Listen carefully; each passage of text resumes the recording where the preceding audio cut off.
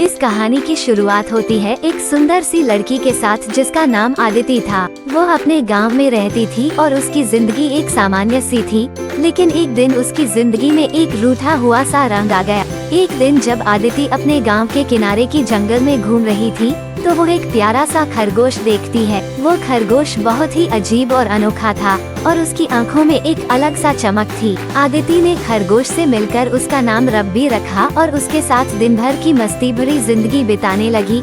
लेकिन जैसे ही आदिति की खुशी बढ़ती गई, वही समय था जब उसके दोस्तों ने काला जादू सीखा। उनकी बूंदें जादू की शक्तियों से भरी हुई थी और उन्होंने खुद को एक नए स्तर पर उठाने का निर्णय किया। एक दिन जब आदिति रब्बी के साथ जंगल में घूम रही थी, तभी उसके दोस्तों ने उनको देख लिया और उन्होंने एक काला जादू का तांत्रिक का आयोजन किया। उनका इरादा साफ था, वो आदिति को और रब्बी को एक दूसरे से दूर करना चाहते थे। रात के अंधेरे में जादूगरों ने अपना रिचुअल शुरू किया।